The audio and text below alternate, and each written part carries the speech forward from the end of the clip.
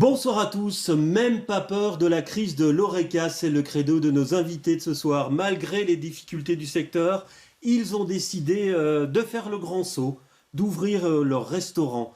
Alors des têtes brûlées, des téméraires, des inconscients, ou peut-être un peu de tout cela à la fois, ils vont nous raconter leur motivation, leur galère, leur passion aussi pour ce métier, car c'est d'abord une histoire de passion qu'il s'agit, vous allez vous en rendre compte dans cette émission. La parole d'abord à deux d'entre eux qui viennent juste d'ouvrir.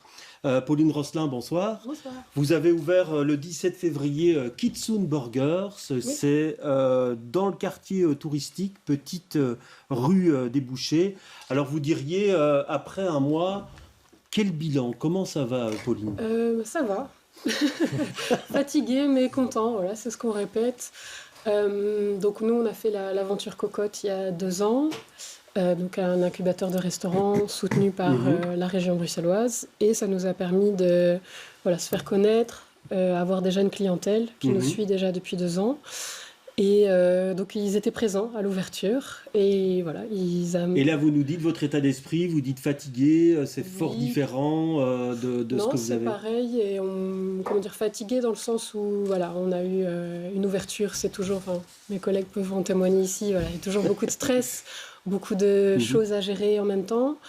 Et donc voilà, la fatigue c'est ça, mais par contre content parce que voilà, les gens sont au rendez-vous, de plus en plus nombreux, et on peut partager voilà, notre métier. Alors on va avoir l'occasion d'en parler dans l'émission, mais d'abord je vais vous présenter Thibaut Van Outrive. Bonsoir. Bonsoir. Vous avez ouvert Babam vous le 18 février, ouais. Donc c'est l'ouverture la plus récente sur ce plateau. Babam c'est un restaurant à Watermal-Boisfort. Alors vous avez déjà un parcours dans plusieurs restaurants, vous avez fait plusieurs stages. Moi j'ai fait l'école hôtelière, donc c'était vraiment depuis tout petit mon rêve de devenir cuisinier. Et vous êtes passé par des étoilés, vous avez travaillé pour le Sigrill avec Yves Matagne et aussi avec Mallory Gapsi à Paris. Et là vous ouvrez votre restaurant. Malgré votre expérience, est-ce que certains vous ont découragé, vous ont dit n'y va pas, tu es un inconscient? Découragé non, mais quand même mis certains points à faire attention par rapport à tous les problèmes qu'on rencontre actuellement. Je savais qu'il y aurait pas mal de problèmes, j'ai fait un peu la tête brûlée, j'ai foncé. Je suis jeune, donc je me dis c'est maintenant ou jamais. Et en tout cas, pour l'instant, j'en suis très content. Il y a une fatigue, certes, fatigue positive. Ben, voilà, c'est un peu mon rêve qui se concrétise, donc je peux qu'être content, et les retours sont hyper positifs. Donc pour l'instant, tout se passe bien. Alors Pauline, vous avez parlé du projet Cocotte. Il y a effectivement un incubateur régional qui s'appelle Cocotte. Il a été monté par Hub Brussels en 2019. Aurélie Laios, bonsoir. Vous êtes coordinatrice de ce projet Cocotte. Alors il y a eu 12 personnes, 12 restaurateurs qui se sont lancés via Cocotte. En tout cas, ils ont participé à Cocotte. Combien ont ouvert aujourd'hui sur les 12 ? Donc, bonsoir. Sur les 12 personnes qui sont passées, 12 projets, on a 3 projets qui ont ouvert pignon sur rue, et il y en a un qui est en cours d'ouverture, donc quasiment 4. Et ça vous semble un bon ratio pour vous? Le ratio est assez bon dans le sens où c'est positif de pouvoir aussi accompagner les jeunes, enfin les entrepreneurs, peu importe, à réaliser leurs rêves, mais aussi à se rendre compte des difficultés du métier, et peut-être d'évaluer au bon moment pour voir si le métier est fait pour eux ou pas. Alors on va tout de suite voir le projet qui est actuellement hébergé à Cocotte. Cocotte, c'est un restaurant à la rue des Bouchers. On a été voir Lara, elle a ouvert il y a quelques semaines un restaurant, enfin il y a quelques semaines, au mois de janvier, un restaurant consacré uniquement à la lasagne.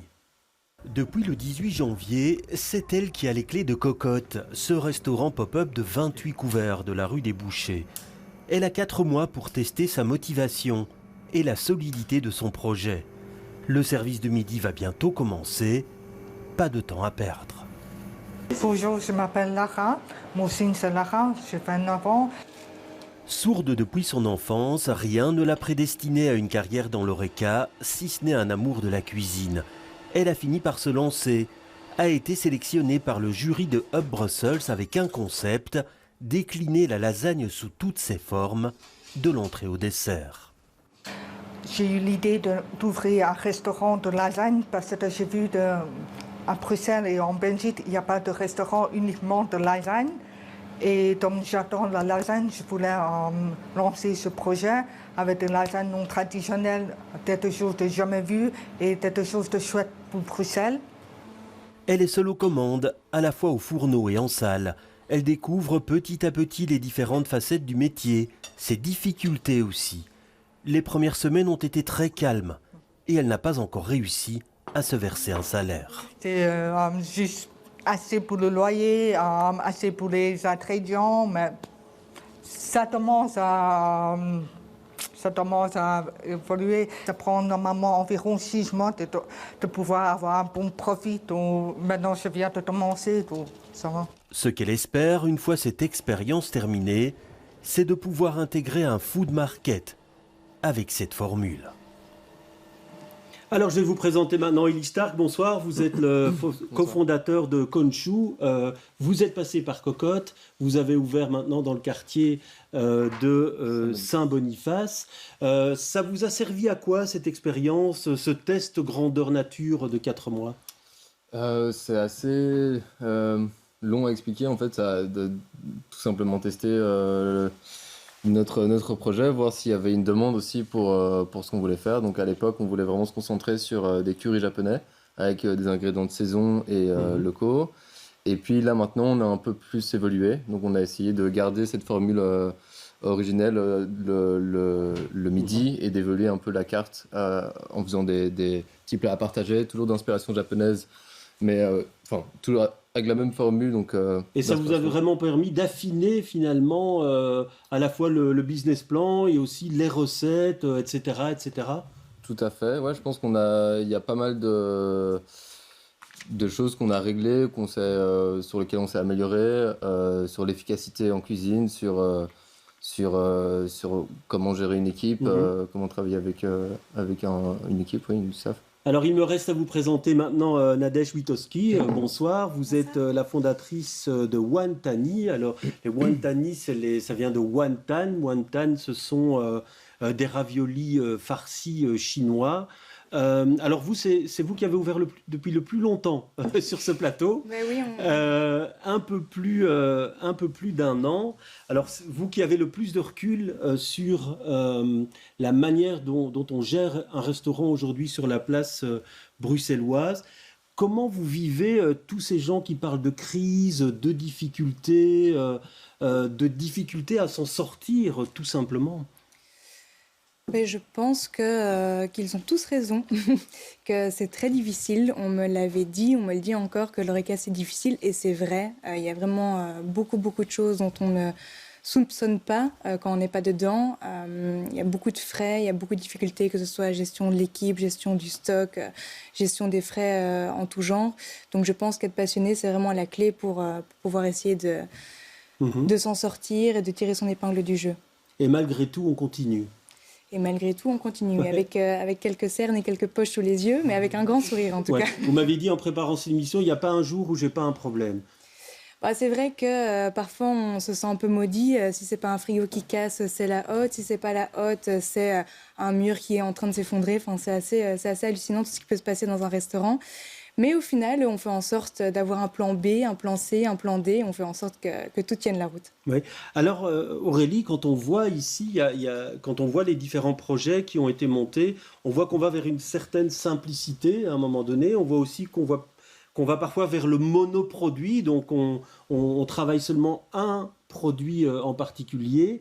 C'est quelque chose qui se développe de plus en plus, ça? De plus en plus, oui, depuis quelques années. On remarque que c'est une tendance, en tout cas à travers Cocotte, les projets qui sont passés, où il y a finalement qu'un produit qui est mis à l'honneur, qui est travaillé. Alors, il y a peut-être l'effet tendance, l'effet de mode, mais il y a aussi peut-être aussi une envie d'optimisation par rapport au temps, par rapport au délai. Peut-être aussi une envie d'éviter le gaspillage alimentaire. Plus on prévoit de produits sur sa carte, de menus sur sa carte, plus on a potentiellement du gaspillage alimentaire. Et donc, ça va aussi de pair dans cette logique de vouloir faire du monoproduit. Il y a la tendance instagrammable aussi, je pense, qui Oui, on voit qui est devenue des effets de mode, effectivement. Alors, vous, Thibaut, qui avez travaillé dans des étoilés, là, vous êtes revenu à une cuisine de grand-mère. Babam, c'était le nom d'ailleurs de votre grand-mère, avec une carte beaucoup plus simple. Pour vous, vous lancer avec l'objectif de l'étoile, ça, c'était beaucoup trop compliqué pour vous. Il n'y avait pas de désir de votre part? Non, pas de désir et beaucoup trop ambitieux. Et l'investissement pour ouvrir vraiment aller chercher une étoile et un restaurant gastronomique n'est pas du tout le même qu'un restaurant plus classique, on va dire. Et donc voilà, moi, c'est d'abord prendre du plaisir, faire ce qui me plaît. Et je pense que c'est le plus important, en tout cas au début. Ouais, et donc, il n'y a pas de regret aujourd'hui de ne pas aller vers une cuisine plus élaborée. Non, du tout. Ouais. Du tout. Alors, la recherche de l'endroit, et j'ai l'impression aussi que ça peut être une source de difficulté. On va en parler avec vous, Pauline, parce que vous avez mis 2 ans entre la fin de Cocotte et votre ouverture. Vous êtes aussi dans le quartier touristique, un petite rue des Oui, Bouchers. bah, on est revenu Alors, 2 aux ans, c'est beaucoup. Hein. Oui, il faut ce qu'on nous a dit, ce qu'on nous a conseillé quand on veut ouvrir un restaurant, c'est il y a 3 choses importantes: l'emplacement, l'emplacement, l'emplacement. Voilà. Donc, Mais on vous a n'avez pas suivi choisi ça. un emplacement si facile que ça. Hein. Oui, mais il y a du passage. Voilà, ce qui est important, c'est d'être visible depuis la rue et d'être là où nos clients se trouvent. Et donc, c'est pour ça que ça nous a pris du temps. On a eu aussi une belle opportunité à Saint-Gilles qui, malheureusement, n'a pas pu se concrétiser. Et pendant ce temps-là, on fait comment, en fait? On continue à travailler dans la restauration? On continue à travailler quand on n'est pas ouvert. Donc, on est reparti à nos débuts. Donc, nous, on a testé notre projet sur les plateformes de livraison. À l'époque, bien avant Cocotte, on avait un atelier de cuisine aveugle sur la rue. Donc on n'avait aucune vitrine, on était ce qu'on appelle une dark kitchen. Donc on avait tout le matériel disponible, matériel professionnel, mais pas de vitrine, pas de salle pour accueillir nos clients. Voilà, on s'est fait connaître sur les plateformes et ça nous a permis de tester le concept. Voilà, on avait 2 burgers à la carte, 2 frites différentes et c'est tout.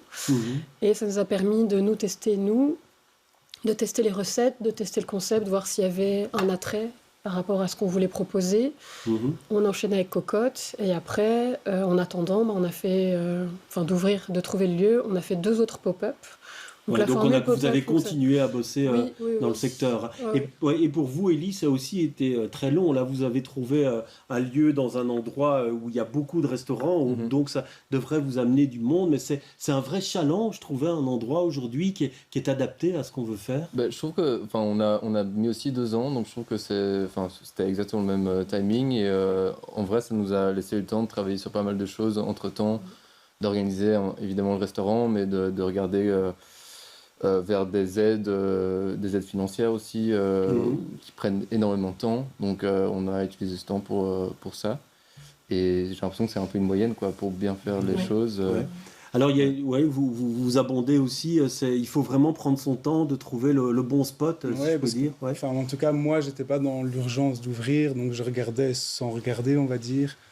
Mais après, à partir du moment où j'ai vu l'endroit, les choses se sont accélérées pour moi. Et au moment où j'ai vu l'endroit, et puis ça s'est fait 3 mois, il s'est passé 3 mois. Donc alors, ça a été assez vite. Alors il y a la question du personnel aussi. Nadège, vous m'avez dit en préparant cette émission, je travaille avec une partie de ma famille et ça me simplifie bien la vie. Donc votre maman, par exemple, et votre sœur travaillent avec vous. Ça a été une obligation à un moment donné ou pas? Non, je n'irai pas dire que c'est jusque-là que ça vous a aidé en tout cas. Mais ça m'a beaucoup aidé, oui. J'ai cette immense chance de travailler en famille et c'est vrai que ça résout beaucoup de problèmes. C'est une fiabilité énorme de pouvoir me reposer sur L2. J'ai mon petit papa aussi qui vient m'aider de temps en temps à la plonge. Donc vraiment, je fais appel à tout le monde. Mais ce qui est super, c'est qu'on regarde tous dans la même direction, on sait pourquoi on se lève et c'est vraiment une ambiance familiale et bienveillante qui règne dans mon petit restaurant. Ouais, et vous me disiez aussi, Thibaut, le personnel, ça reste un problème pour vous. Et d'ailleurs, sans trahir un secret, c'est votre papa qui fait le service, une partie du service cette semaine. Il a même fait un peu de plonge aussi. C'est vraiment la galère aujourd'hui, ça reste vraiment la galère, le personnel. Ça reste la galère. Est-ce que c'est plutôt la qualification qu'on ne trouve pas ou c'est plutôt la qualité finalement du personnel? Mais en tout cas, moi, le problème, c'est que s'il y a quelqu'un de trop qualifié, moi, financièrement, je ne sais pas suivre les salaires que certains restaurants offrent. à plus grand débit et qui sont installés là depuis un petit temps. Donc il y a ça, la qualification. Moi, je savais que j'allais rencontrer des problèmes en ouvrant un restaurant. Je me suis dit, c'est pas grave, il y aura des problèmes, on les affrontera. Je pensais pas que ça allait arriver aussi vite, mais on s'adapte. Ouais. On s'adapte. Alors, quand je regarde le profil des jeunes restaurateurs qui se sont lancés avec Cocotte, je vois âge moyen des incubés 25-34 ans. Ça représente 76% des personnes qui ont fréquenté donc l'incubateur. Il faut être jeune pour se lancer. Il faut avoir la tchatche et il faut avoir la jeunesse, on dirait. Bah, pas nécessairement. Non. J'ai envie de dire que c'est pas spécialement du hasard parce que ce sont des chiffres et c'est scientifique. Mais c'est vrai que la tendance montre que ce sont plus des trentenaires et des quarantenaires. Ouais, 25-34 ans, c'est très jeune quand même hein, pour se lancer. Qui postulent Ouais. pour participer à ce projet-là. Après, on a eu des candidatures de personnes qui sont plus âgées, mais voilà, qui n'ont pas abouti non plus, parce que peut-être déjà elles sont trop avancées en fait dans le processus d'ouvrir son restaurant et que donc du coup Cocotte ne correspond pas en fait à ce qu'on peut leur apporter tout simplement. Ouais. C'est plus facile d'ouvrir quand on a 27 ans, Thibaut, ou vous verriez faire ça encore, puisqu'on sait que certains restaurateurs multiplient hein, les expériences au fil de leur carrière. Vous voyez faire ça, une ouverture, c'est tout de même à chaque fois un défi. Vous verriez faire ça dans 20 ans? Oui, pourquoi pas, parce que j'aime pas la routine et c'est vrai qu'une ouverture, c'est beaucoup de problèmes, mais c'est quand même assez excitant comme chose. Et pourquoi pas à l'avenir développer, mais une chose à la fois. Ouais, donc vous ne voulez pas vous arrêter à ce resto Babam qui vient d'ouvrir? Non, mais je suis encore jeune et donc on verra ce que l'avenir nous dira, mais j'ai plein de projets. Ouais. Alors, question salaire, on voyait que Lara, chez Cocotte, elle n'arrivait pas à gagner 1 euro. Pour vous, Pauline, est-ce que ce seuil de rentabilité, est-ce qu'il existe aujourd'hui? Est-ce que vous arrivez à en vivre ou ça reste compliqué? Non, on arrive à en vivre, mais ça reste compliqué. Voilà. Donc, vous êtes deux, hein. Il y a vous Oui, on et est votre deux. Il y a associé. mon Ouais. associé qui est le chef de cuisine. Et comment dire, si on comptait nos heures, voilà, on ne serait pas payé très cher à l'heure. mais voilà, on ne va pas se plaindre non plus. On a 2 employés, plus on travaille avec des étudiants. On arrive à payer tout le monde, à payer les charges, à se libérer un salaire. Donc voilà, on ne va pas se plaindre non plus. Mais oui, c'est compliqué, mais voilà, on ne fait pas... Ouais, mais dès le début, vous arrivez quand même à gagner un peu d'argent, je dirais. Oui. Ouais. Mais on a aussi... Enfin, nous, notre particularité, c'est qu'on fait énormément de faits maison. Et donc, ça nous permet... comment dire, on a des marges un peu plus... petites que enfin, on a des marges plus faciles à travailler que la restauration Et classique. puis vous me disiez aussi qu'avec le produit que vous avez une clientèle qui est beaucoup plus large que pour certaines restaurations. Oui. Bah, on est du burger frites, donc c'est assez classique, on va dire, c'est un standard. Et on apporte un peu notre originalité dedans. Et c'est vrai que le burger séduit beaucoup de personnes très différentes. Des jeunes, des moins jeunes, voilà. Alors va attirer beaucoup.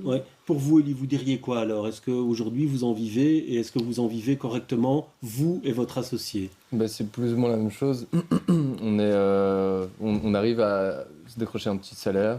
Par rapport aux heures, c'est évidemment très peu proportionnellement, mais on arrive à en vivre, à payer tout le monde, à faire en sorte que ça marche, à s'améliorer. Donc c'est ça qui est un peu excitant, de faire grandir le projet et d'avoir cette petite rémunération, pour l'instant en tout cas. Même question pour vous, Thibaut? Moi, j'ai encore un peu du mal à le dire. Après un mois, je vous avoue que la société doit me rembourser déjà pas mal d'argent. Mais là, c'est encore dur à dire pour moi, mais je pense que à l'avenir, ça peut être vivable. Ouais, parce que vous, Nadège, en plus, il y a d'autres membres de votre famille donc, qui sont censés en vivre. Est-ce qu'à un moment donné, vous vous dites, tiens, est-ce qu'à un moment donné, vous vouliez engager du personnel et vous vous êtes dit, ben non, financièrement, j'ai pas la possibilité, donc je dois un peu réduire la voilure? Pour l'instant, non, tout va bien. J'ai, en plus de ma grande sœur et de ma maman, une chef qui est également employée. C'est pas facile tous les jours, mais on s'en sort et j'arrive à tout payer. Et maintenant que j'ai fait, donc ça fait plus d'1 an que j'ai ouvert, j'ai fait le tour du calendrier. Si ça peut vous rassurer, ça va de mieux en mieux. Parce qu'on gère tout de mieux en mieux et on trouve son rythme. Et donc, tout se met très bien en place. Ouais. Alors, cette crise, Aurélie, dont on parle beaucoup, est-ce qu'elle a des conséquences sur l'attrait du projet Cocotte, l'attrait de l'incubateur, ou alors même sur le nombre de gens qui viennent vers vous avec un projet? Ben non, pas d'impact en tout cas négatif jusqu'à présent sur les appels à candidature qu'on lance 2 fois par an. Le dernier était en janvier, on a reçu 8 candidatures, ce qui équivaut à la moyenne de ce qu'on reçoit habituellement. Il y a toujours un intérêt pour travailler dans le secteur de manière générale, malgré la crise économique, malgré la crise Covid, malgré la hausse des loyers, malgré la hausse des salaires aussi.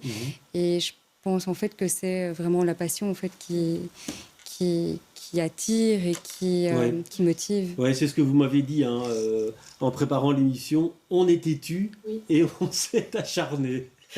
C'est ça. Ouais. Je pense que c'est un métier qui fait rêver, en fait, tout simplement. Je pense que même plus jeune, on a tous rêvé d'avoir un bar ou un café ou un restaurant. Ce côté, créer un lieu où les gens se sentent bien. C'est un métier qui fait rêver, qui demande beaucoup d'engagement et de passion, mais qui attire aussi beaucoup de gens. Ça fait rêver malgré la crise, Thibaut? Oui. Non, mais parce que la crise, on en parle tout le temps. On l'a déjà dit, je pense que s'il y a la passion derrière, après, il n'y a pas de limite. Et c'est vrai qu'on sent aussi que c'est un métier maintenant qui est beaucoup plus respecté, où parfois on voit les gens, vraiment je suis admiratif de votre travail, de ce que vous faites, parce que les gens se rendent compte maintenant que c'est quand même un métier dur par rapport aux horaires, enfin plein de choses. Et donc on sent une reconnaissance et ça fait quand même plaisir aussi. Et donc le retour sur investissement immédiat aussi, quand on fait un bon plat et qu'on vient vous féliciter, ça vous fait du bien, j'imagine. Ça fait du bien et on sait pourquoi on se lève le matin. Oui, parce que vous travaillez dans le domaine de la communication, dans le domaine du marketing aussi, les relations publiques. Il n'y a pas de regret par rapport à votre carrière passée? Alors non, aucun. Vraiment aucun, parce que ici je suis dans un secteur totalement différent, un métier qui n'a rien à voir avec mon précédent métier, mais c'est un métier très tangible, très concret. Et en effet, comme vous le disiez, il y a directement un retour sur investissement et directement un retour du client qui n'a pas de prix. Un sourire, un merci, une table qui reste de 18h jusqu'à la fermeture en se marrant et en commandant constamment de la nourriture et des boissons, ça c'est formidable. Alors, dernier tour de table, puisqu'on est à la veille d'un scrutin électoral, s'il fallait prendre une mesure pour l'Horeca, Pauline, vous demanderiez quoi, vous? Moi, je ne suis pas trop, en fait, ce qui se passe. Okay. Mais qu'est-ce qui vous manque? Qu'est-ce que vous voudriez qu'il soit plus simple, finalement? Interroger les autres, je vous réponds. D'accord, bien, allez, Thibaut, alors. Vous qui avez déjà une petite expérience. Je sais que c'est un sujet qui est un peu sur la table, en tout cas chez Fédération Horeca Bruxelles, par rapport aux baisses de la TVA. Ok. Je pense que ce serait quand même un point très, très positif. Après, je ne sais pas si ça verra le jour, mais je pense que ce serait quelque chose... Ça vous aiderait en tout cas. Ouais. Et vous, Nadège, votre souhait? La même chose, j'allais dire aussi la TVA et aussi, je trouve plus d'aide. Justement, vous en parliez de tout ce qui est crise au niveau de l'engagement des équipes, de tout ce qui est RH, plus d'aide et de soutien à ce niveau-là. Parce qu'il y a vraiment beaucoup de frais qui sont liés à l'engagement d'une personne en plus dans l'équipe. Élie, à vous? Même chose aussi. J'allais rejoindre Nadège par rapport à l'aide à l'emploi. Il y a déjà des choses qui existent comme FPIE, Bruxelles Formation, etc.